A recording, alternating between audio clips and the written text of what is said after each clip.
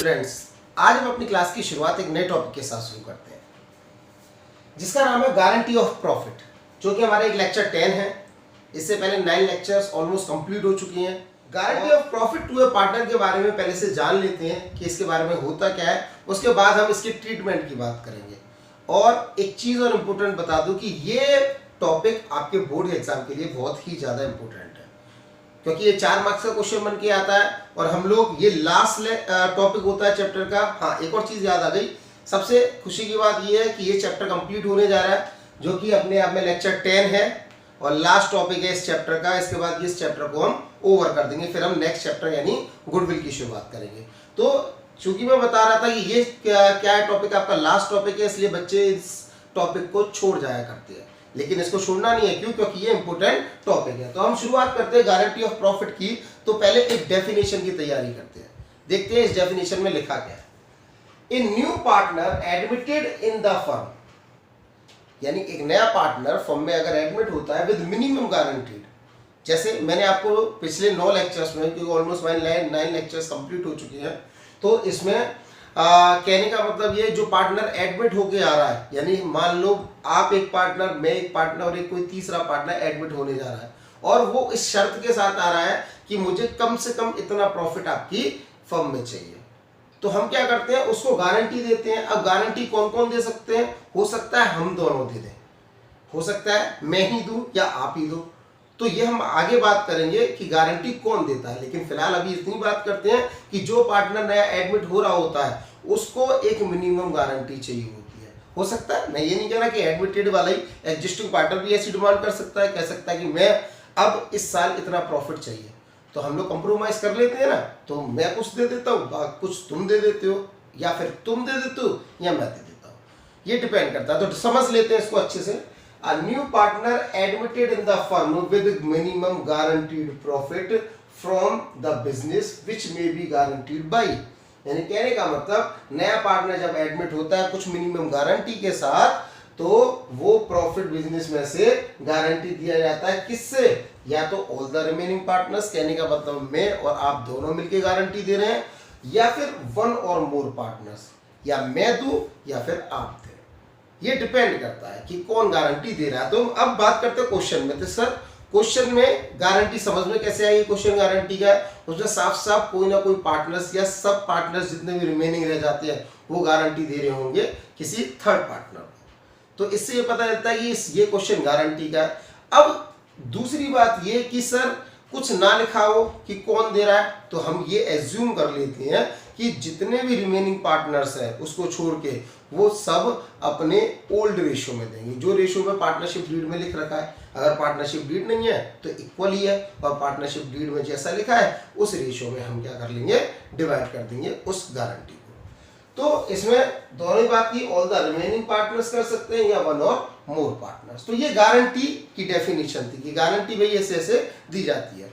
अब सर इसमें ट्रीटमेंट की बात कर लेते हैं। इसका ट्रीटमेंट दो तरीके से, 2 केसेस बनते हैं। इन केस ऑफ प्रॉफिट, अगर आपको फायदा हो रहा है तो आप क्या करोगे, उसी गारंटी को पूरा कर दोगे। और मान के चलो आपकी फर्म में लॉस है तो उसकी गारंटी पूरी करनी चाहिए, फिर भी हमें करनी पड़ेगी, चाहे वो हमें अपनी जेब से क्यों ना भुगतान करना पड़े।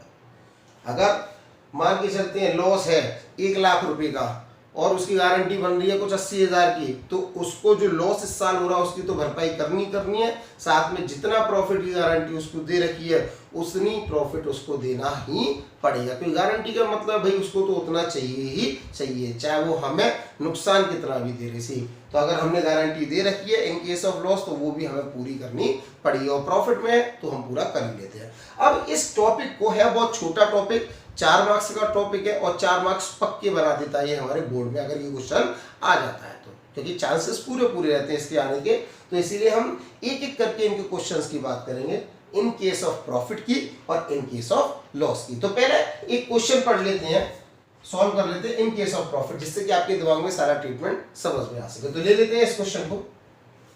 हाँ, तो बच्चों क्वेश्चन ये है, एक बार रीड कर लेते हैं, आपकी स्क्रीन पे दिख रहा होगा। Anwar, Vishwas and Divya are partners in a firm, यानी 3 पार्टनर्स हैं, Anwar, Vishwas and Divya. Their capitals stood at ₹8 lakh, 6 lakh and 4 lakh respectively on 1st April 2013. यानी तीनों की कैपिटल गिवन है, यानी अनवर की 8 लाख है, 8 लाख, विश्वास की 6 लाख और दिव्या की 4 lakh. They share profit and losses in the ratio 3:2:1, यानी क्वेश्चन में रेशियोज तीनों पार्टनर के गिवन है 3:2:1 respectively. Partners are entitled to interest on capital at 6% per annum and salary to Vishwas and Divya, केवल 2 लोगों को सैलरी मिल रही है, अनवर को नहीं मिल रही। विश्वास को मिल रही है 4,000 पर मंथ और दिव्या को मिल रही है 6,000 per quarter respectively as per the provision of partnership deed act. तो Vishwas share of profit including interest on capital but excluding salary is guaranteed at a minimum of 82,000 per annum. यानी ये statement आपके लिए important है पढ़ने के लिए कि विश्वास का जो शेयर ऑफ प्रॉफिट है उसमें इंटरेस्ट ऑन कैपिटल तो जोड़ दी जाए, यानी इंक्लूड की जाए, और सैलरी को घटा दिया जाए, तब उसकी गारंटी बनती है मिनिमम 82,000 पर एनम की। और मान के चलो 82,000 से अगर कम आ रहा है पैसा तो वो deficiency arising on that account shall be made by Divya. Profit for the year ended 31 March 2014 amounted to 3,12,000, 3,12,000 का प्रॉफिट दे रखा है। Prepare profit and loss appropriation account for the year ended 31 March 2014। तो देखते हैं इसका आंसर। आपके सामने ये गिवन है, P&L एप्रोप्रिएशन अकाउंट मैंने बना रखा है पहले से ही, जिसमें सबसे पहले मैंने net profit and loss account के नाम से 3,12,000 यानी 3,12,000 लिखा।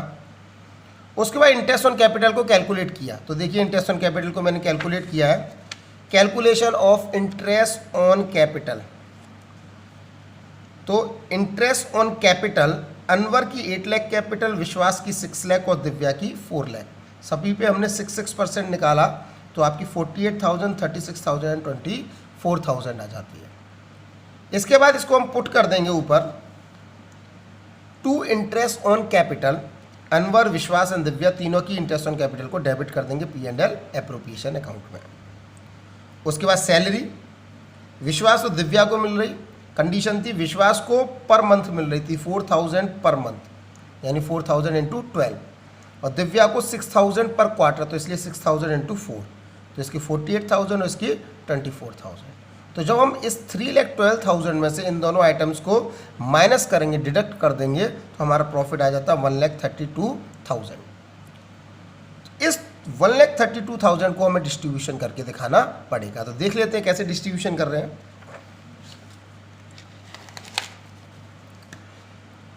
तो distribution of profit, distribution of profit में आपको 3:2:1 पहले से रेशो गिवन है, और यहाँ पे आपको ध्यान देना होगा कि गारंटी कौन दे रहा है, दिव्या, और गारंटी मिल किसको रही है, विश्वास को। दिव्या गारंटी दे रही है और विश्वास गारंटी ले रहा है।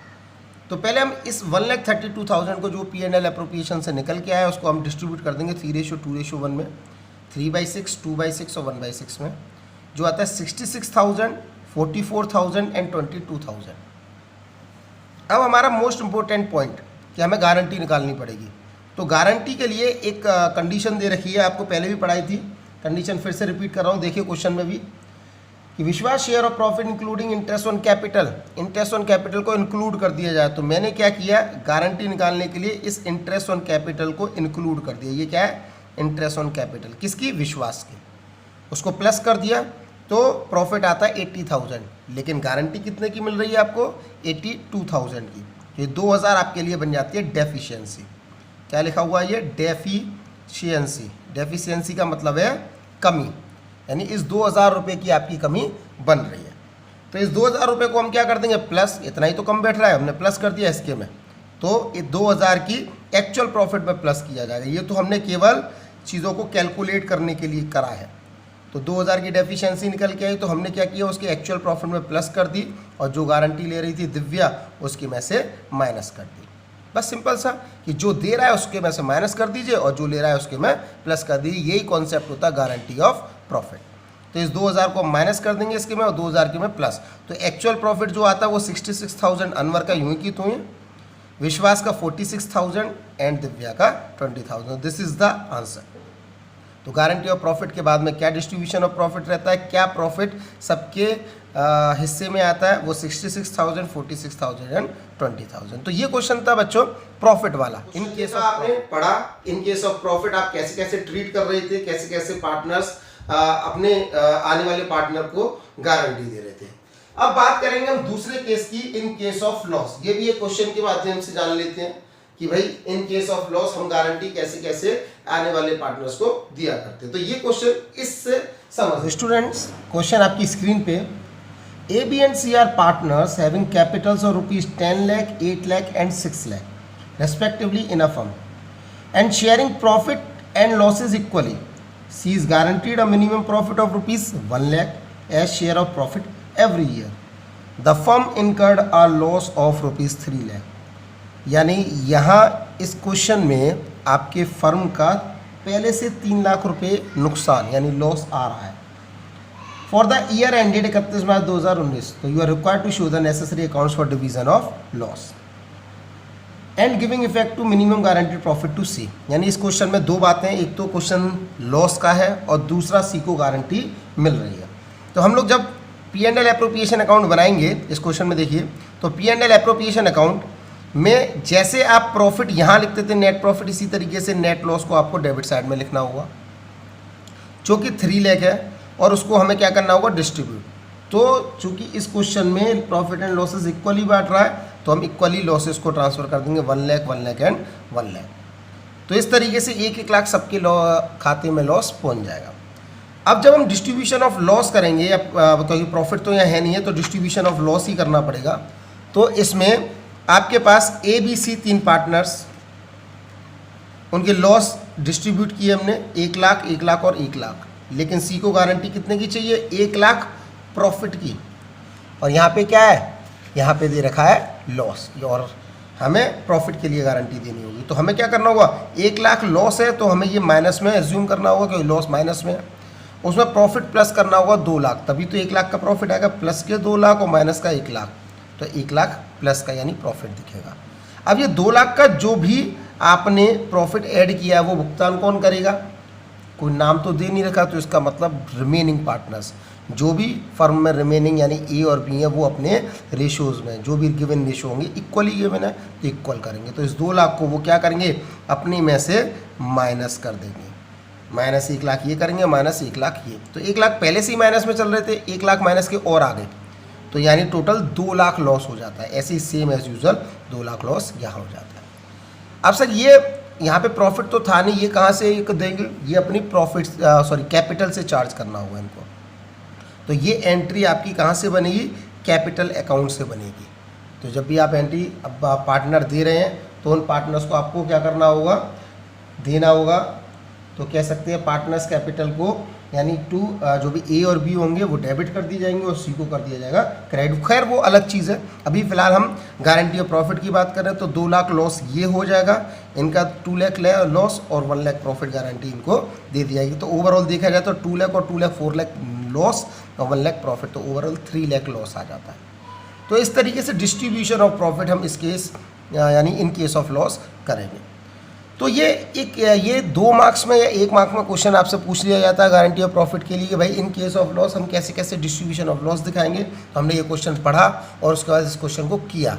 तो ये इंपॉर्टेंट पॉइंट था, बच्चे छोड़ जाते हैं, इसलिए मैंने ये कराया है ताकि आपके दिमाग में चीज़ें रही हैं। और इससे पहले हमने प्रॉफिट वाला क्वेश्चन कर ही लिया। हाँ तो स्टूडेंट्स, आपने दोनों ही क्वेश्चन को समझा, चाहे वो इन केस ऑफ प्रॉफिट हो चाहे वो इन केस ऑफ लॉस हो। और उम्मीद करता हूं ये दोनों ही क्वेश्चंस आपको अच्छे से समझ में आए होंगे और आज का टॉपिक जो भी था गारंटी ऑफ प्रॉफिट वो भी अच्छे से समझ में आ गया होगा। तो ये हमारा लेक्चर 10 था, यानी इट मींस हमने इन 10 लेक्चर्स के साथ में इस चैप्टर को क्लोज कर दिया।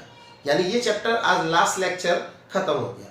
तो जितने भी लेक्चर्स पीछे के थे वो आप देखते रहिए, समझते रहिए। अगर कोई भी डाउट आता है तो मुझे इस नंबर पे यानी 8979809133 पे आप व्हाट्सएप कर सकते हैं या फिर मेरे यूट्यूब चैनल पे मैसेज करके कोई भी डाउट पूछ सकते हैं। तो उम्मीद करता हूं अब तक आपके जितने भी डाउट्स थे वो क्लियर होंगे मेरी ऑनलाइन क्लासेस के माध्यम से, और साथ ही साथ जो आज लेक्चर हमने पढ़ा लेक्चर 10 वो भी आपको अच्छे से समझ में आ गया होगा। अब बात आती है आने वाले लेक्चर्स में। आने वाली क्लासेस में गुडविल चैप्टर को शुरू करेंगे और कोशिश करेंगे वो कम से कम लेक्चर्स में कंप्लीट। तब तक के लिए पढ़ते रहिए, बाय बाय, और अच्छे से पढ़ाई कीजिएगा। कोई भी दिक्कत हो आप मुझे व्हाट्सएप कर सकते हैं। Thank you.